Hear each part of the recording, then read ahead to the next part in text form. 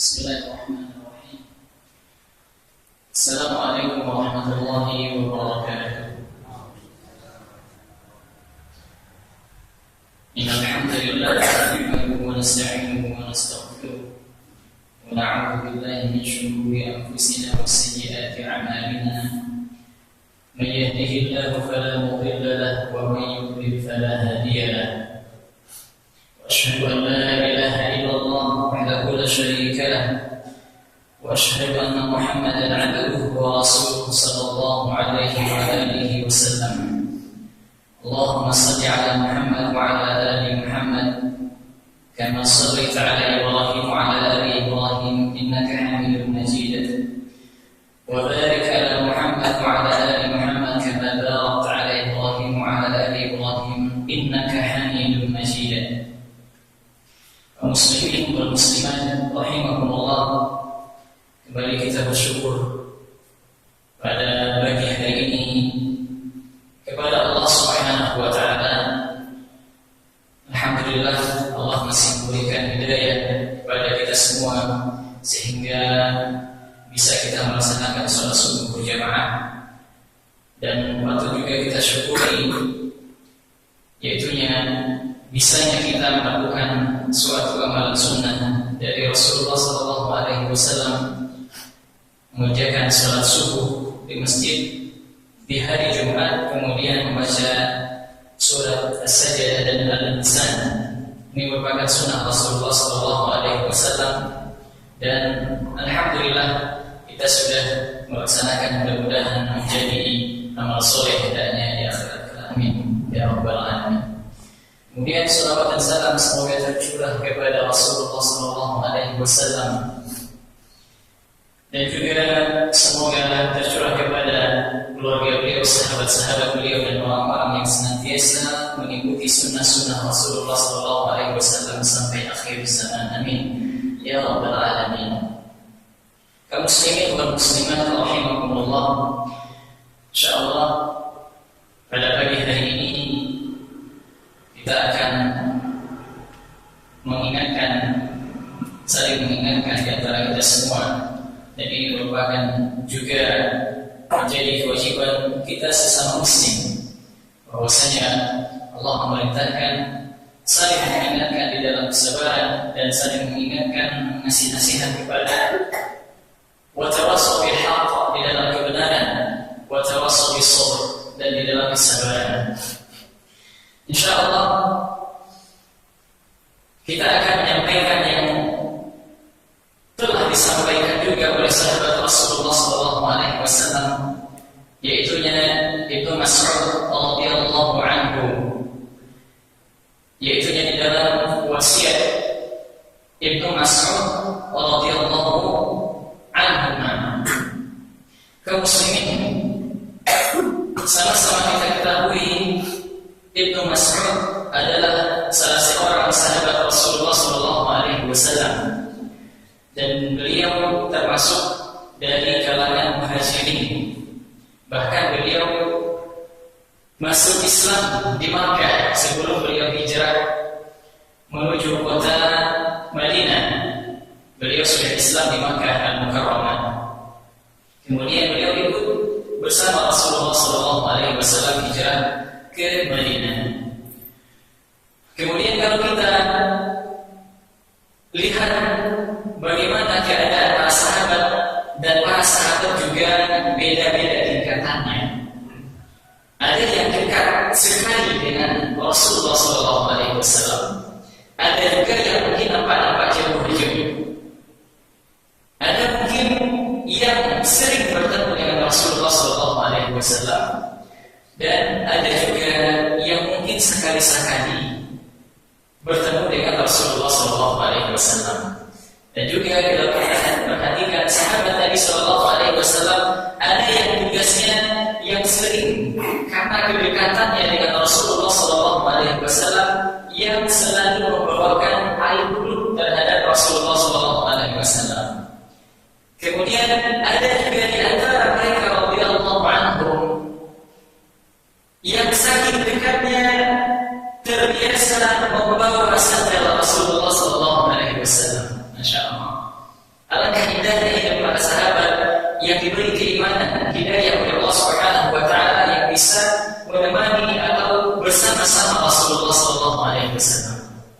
Tentunya kita ini bertemu dengan beliau sallallahu alaihi wasallam.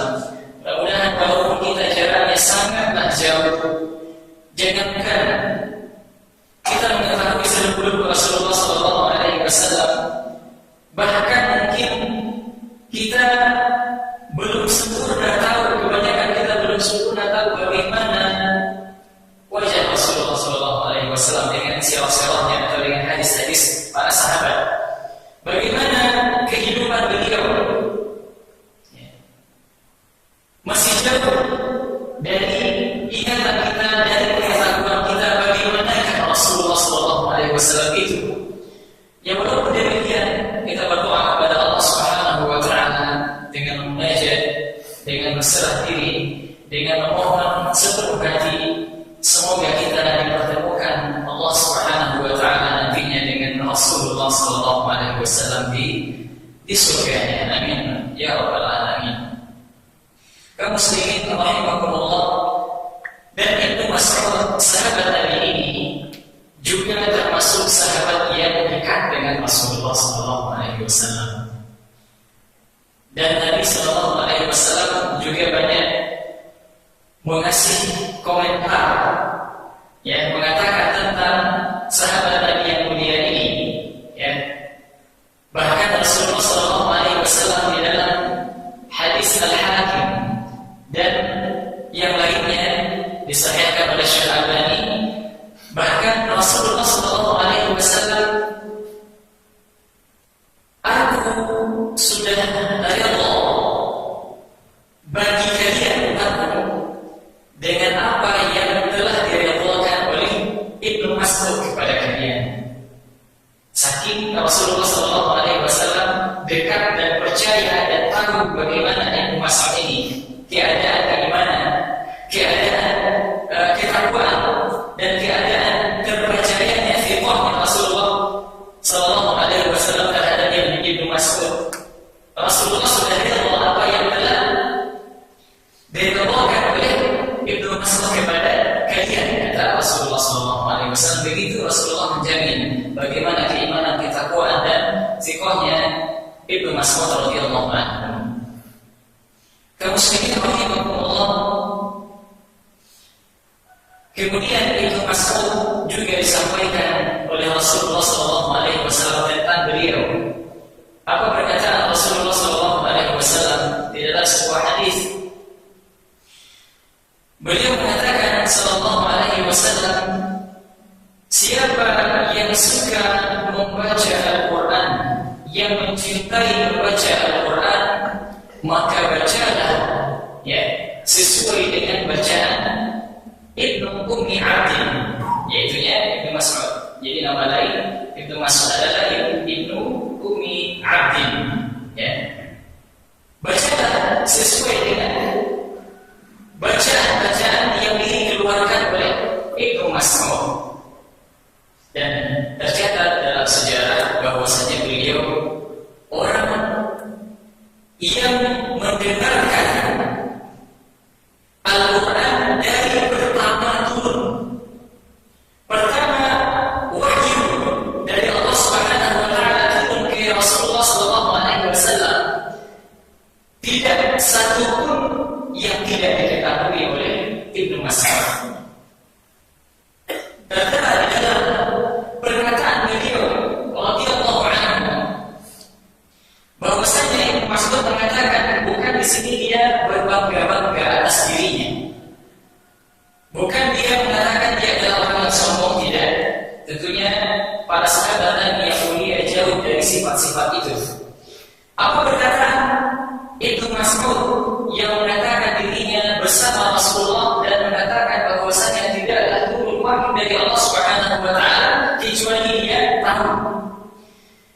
Wallahi alladzi la ilaha ghairuh, demi Allah yang tidak ada ilah selainnya, ma unzilat suratun min kitabillah, tidaklah turun ayat Allah Subhanahu wa taala dari surat dari kitab Allah Subhanahu wa taala illa ana a'lamu aina unzilat, kecuali aku tahu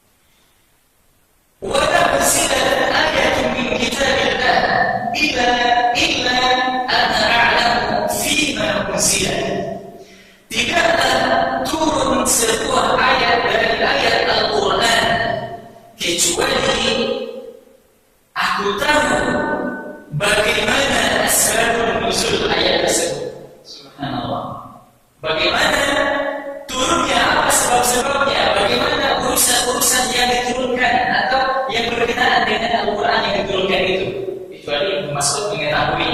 Begitu luar biasanya sahabat yang mulia ini. Apa sambungan perkataan beliau? Walau a'lamu ahadan a'lamu minni fi kitabillah yablughu ibil la raqibtu ilaihi. Beliau mengatakan, dan jikalau ada seorang yang lebih paham, yang lebih tahu dariku, pastilah aku akan menaiki kendaraan ibil onta menuju ke tempat yang orang yang lebih paham darinya. Subhanallah. Kalaulah dia tahu ada seorang yang menandingi atau yang lebih tahu daripadanya, pastilah dia akan bergegas untuk menuju ke tempat mengambil manfaat darinya, walaupun itu mengendarai onta. Subhanallah, itulah sahabat yang mulia Ibnu Mas'ud radhiyallahu anhu, bahwasanya beliau yang sangat luar biasa di antara para sahabat-sahabat yang lainnya. Kaum muslimin rahimahumullah, kita akan menyampaikan nasihat atau wasiat dari beliau, salah satu nasihat beliau tentang bagaimana seorang muslim atau seorang manusia menyikapi sebuah dosa. Apa perkataan beliau atau wasiat beliau tentang dosa ini?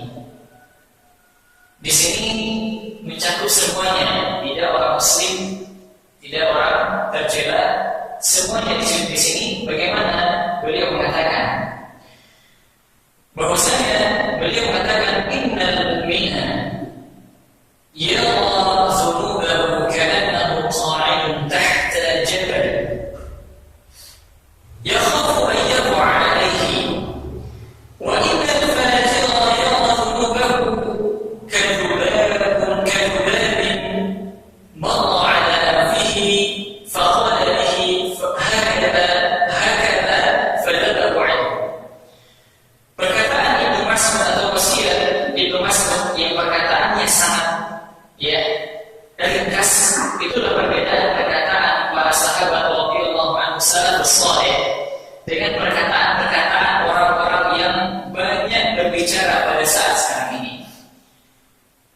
Perbedaannya adalah perkataan salafus saleh termasuk sahabat-sahabat yang mulia, perkataannya singkat, ringkas, akan tetapi maknanya sangat luas.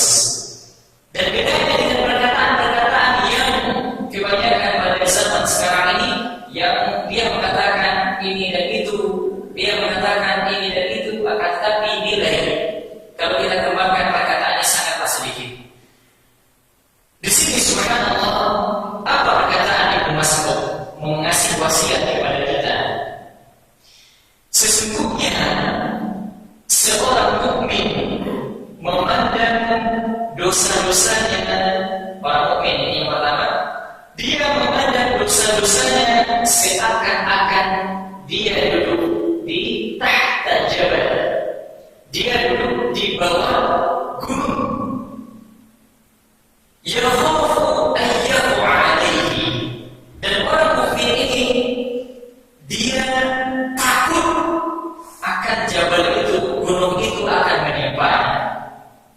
Begitulah dia menyikapi jika ada maksiat dosa yang ada pada dirinya seorang mukmin, dia seolah-olah duduk di bawah gunung yang besar. Wa yakhafu, dan dia takut gunung yang besar itu akan menimpanya. Kemudian orang yang fajir, orang yang suka bermaksiat, wa innal fajira yadhunnu, dia melihat dosa-dosa yang dia lakukan kadhubabin, seperti lalat yang terbang dan hinggap di hidungnya. Kemudian dia menghalaukan lalat tersebut dari hidungnya untuk mengusirnya. Orang yang fajir, yang sudah terbiasa dengan maksiat, yang sudah terbiasa dengan melakukan perbuatan dosa, dia menganggap dosa itu seperti langkau. Langkau kan banyak beberapa hal, ada gangguan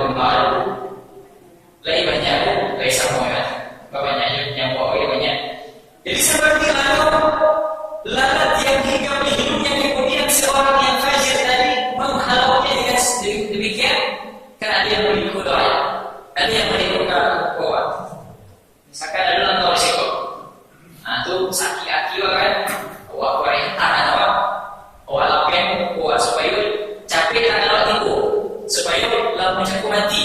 Ada dah gitu. Jadi orang biasanya menganalogkan lalatan dengan seperti itu dengan ringan dan orang itu pahit. Lalatan itu pergi dengan sendirinya. Orang yang fajir, orang yang biasa melakukan amal maksiat, dia melakukan, dia menyikapi maksiat tersebut dengan seperti itu saja. Jadi orang yang mukmin menyikapi sebuah dosa, jika orang melakukan amal soleh, amal dosa, terjerumus atau terperangkap dengan godaan-godaan syaitan dan terjerumus dengan melakukan sebuah amal perbuatan dosa, jadilah menyikapi dengan seorang muslim seolah-olah dosa yang awak lakukan, dosa yang kita lakukan itu seolah bisa menghancurkan awak nanti, bisa menghancurkan awak nantinya, bisa membinasakan awak, seolah-olah awak duduk di sebuah gunung, di bawah gunung yang besar yang akan menimpa kita dan menghancurkan kita. Kaum muslimin rahimahumullah, dan sifat jadilah kita menjadi orang-orang yang mukmin beramal soleh itu. Bagaimanakah orang-orang mukmin beramal soleh? Di dalam surat, dalam ayat Allah Subhanahu wa taala, bahwasanya Allah berfirman, "Walladzina yu'tuna ataw qulubuhum wajilah annahum ila rabbihim raji'un." Di dalam surat Al-Mu'minun ayat 60, bahwasanya orang-orang yang memberikan apa yang telah dia berikan, artinya di sini yang telah dia kerjakan, wa qulubuhum wajilah, dengan hati mereka yang takut, dengan hati yang takut karena mereka tahu sesungguhnya mereka akan dikembalikan kepada Allah Subhanahu wa taala, kepada Allah-Nya. Jadi orang-orang yang mukmin, orang-orang yang beriman, yang ada dalam hati itu keimanan, itu melakukan amal soleh, sedekah, salat, puasa, zakat, kesadunya, dengan hati yang takut kepada Allah Subhanahu wa taala. Itu takut jaminnya bahwasanya amalan itu tidak diterima oleh Allah Subhanahu wa taala. Jadi itu rasul-rasul lain akan diterima oleh Allah Subhanahu wa taala atau tidak. Ada rasa itu di dalam hati seorang mukmin, dia akan dikembalikan, dia yakin bahwasanya nanti akan dikembalikan kepada Allah Subhanahu wa taala. Ada yakin, ada dalam hatinya itu keyakinan mereka diterima atau tidak. Dia sempurna amalan yang telah lakukan, payah-payah. Nah, ada rasa itu adalah seorang mukmin. Dan subhanallah, juga disebutkan bahwasanya keuntungan kalau kita beriman kepada Allah Subhanahu wa taala, meninggalkan perbuatan maksiat yang besar atau kabair atau dosa-dosa besar, dan sia-sia manfaat bagi Allah jika orang meninggalkan perbuatan kabair atau dosa-dosa besar. Wa na'udzubillah jika orang melakukan dosa-dosa besar tersebut. Di dalam hadis-hadis Rasulullah dan di dalam ayat Allah Subhanahu wa taala banyak menjelaskan manfaatnya jika orang-orang beriman meninggalkan perbuatan yang besar dosanya, dosa-dosa besar, walaupun orang melakukan perbuatan maksiat dalam artian yang gede-gede, insyaallah bisa dihapuskan. Dan beda jika orang tak biasa melakukan amalan-amalan dosa yang besar, tentunya itu agak susah menghapuskannya. Bila ada yang tak bisa dihapuskan dosa itu bisa sebelahnya. Akan tetapi jika orang tak biasa menganggap dosa seperti lanau hidung, menghalalkan lanau hidung itu agak susah. Kalau misalkan awak menganggap sebuah dosa itu besar, insya Allah Allah pun mandi rahmat kepada bapak orang-orang yang beriman. Mandi kepada bapak orang-orang yang beriman kepada Allah rahmat.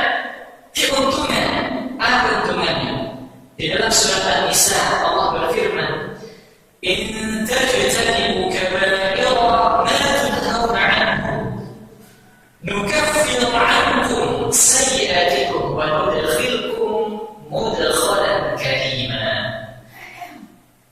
Jika kamu menjauhi dosa-dosa besar di antara dosa-dosa itu yang dilarang mengerjakannya, niscaya kami akan hapuskan nukaffiru ankum sayyi'atikum. Kami akan menghapuskan sayyi'atikum, dosa-dosa kalian. Artinya di situ dosa-dosa titik-titik awal. Dosa-dosa titik awal contohnya. Dosa matu. Dosa misalnya talimu atau mulut awak, kadang-kadang tak sengaja. Cuma tak sengaja kudu tadi. Tak sengaja kan boleh jawabnya. Yang mulut akan tadi kudu. Kudu itu acuh. Kalau kudu di kampung aku kunci. Pidu kudu. Ada bersih kudu di sering. Itu di kampung aku. Ada kudu itu arti kunci. Itu artinya sering atau acuh bersuara. Kudu bersuara dalam budaya. Ya, kadang-kadang kedua dari mulutku ia sebuah maksiat yang mungkin insya Allah kan dua-dua yang kedua dari mulutku yang dosa besar. Ya. Dan saya dulu yang kedua dari mulutku dosa-dosa kecil, akan tetapi ada dua yang mengandung dosa besar. Mudah-mudahan yang bodoh yang acuh keluar dari mulut awak, mudah-mudahan itu dosa-dosa kecil. Ya. Dan itu bisa dihapuskan oleh Allah Subhanahu wa Ta'ala dengan melakukan salah satu contohnya, melakukan fardu sholat, contohnya kan melakukan kewajiban awal sholat 5 waktu sehari semalam. Di antara sholat dan sholat bisa menghapuskan dosa-dosa kecil. Ya. Kemudian di antara Jumat ke Jumat, dan ini Jumat dulu, ya, bisa menghapuskan Ramadan dengan Ramadan. Kemudian antara Allah dengan Allah bisa dihapuskan dosa-dosa kita awal. Ya. Dan itulah rahmat dari Allah Subhanahu wa Ta'ala kepada orang-orang mukmin, menyikapi dosa itu menjadi dosa yang sangat besar, seolah-olah mungkin bisa menganggap dosa itu dulu lebih di bawah gunung yang besar. Kemudian bisa yang menghapuskan dosa-dosa kita juga dengan berwudu, ya. Bisa dengan berjalan ke masjid, bisa menghapuskan dosa-dosa dengan catatan awak tak melakukan dosa besar. Kayak kecil ya. Yang mungkin keluar dari mulut awak yang menganggap titik dosanya bisa mengandung dosa yang sangat besar, dan ikut rentan sering cukup juga.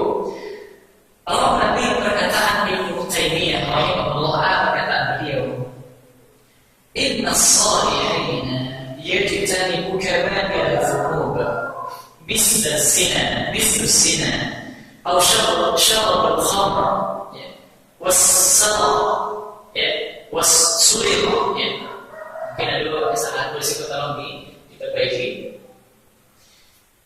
ولكنهم يقعون في ذنوب اللسان والقلب. Ibnu Taimiyah, sesungguhnya orang-orang yang saleh, yang disebutkan dia orang-orang saleh, bukan manusia, orang-orang yang saleh. Tentunya orang saleh itu mengerjakan salat, puasa, zakat, ya, kesadunya amalan saleh dia pernah lakukan. Sesungguhnya orang-orang yang saleh menjauhi perbuatan dzunub, dosa-dosa besar seperti zina, menjauhkan diri dari itu. Kemudian minum khamr, orang-orang saleh itu menjauhi dari itu. Kemudian mencuri, yang dia menjauhkan diri dari itu. Akan tetapi mereka jatuh kepada dosa lisan dengan dosa hati. Itu rentan. Jadi orang-orang yang soleh itu rentan dia jatuh kepada yang dosa yang diakibatkan oleh lidah awak. Ada juga yang mengizinkan bahwasanya termasuk dosa besar risiko dosa lisan itu adalah menriba. Juga termasuk urutan rentetan dosa-dosa besar. Nah, bukan bisa awak mencari diri awak dia cari di kurang, ya. Kalau cari di awak kisah kurang berarti awak akan elok. Ya. Menghina, menggunjing seseorang juga termasuk kata-kata dosa-dosa besar walaupun tidak yang benar. Akan tetapi kalau misalkan kata-kata dia di bawah benar termasuk dosa besar kan ini juga bisa juga dosa-dosa yang diampuni oleh Allah Subhanahu wa taala. Sementara Allah Subhanahu wa taala juga mengingatkan kepada kita wala tab'ukum ba'dha ayuhibbu ahadukum an yakula lahma akhihi maitan fakarihtum. Allah telah mengingatkan janganlah kamu saling menceritakan aib kalian sendiri, aib saudara kalian sendiri, ya. Ya, beliau Allah Subhanahu wa taala mengatakan ayuhibbu ahadukum an yakula lahma akhihi maitan fakarihtum.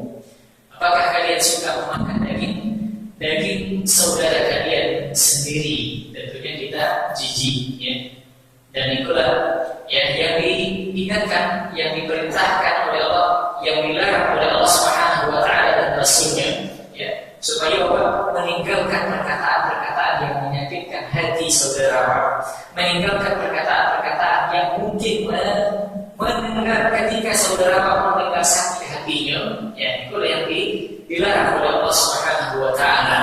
Dan itulah salah satu wasiat Ibnu Mas'ud radhiyallahu anhu, mudah-mudahan memberi manfaat kepada bapak pribadi dan kemudian kepada bapak semua. Dan kita tutup kajian suci kita ini dengan membacakan doa bertajwid. Subhanallah wa bihamdihi, asyhadu an la ilaha illa anta, astaghfiruka wa atubu ilaik. Assalamualaikum.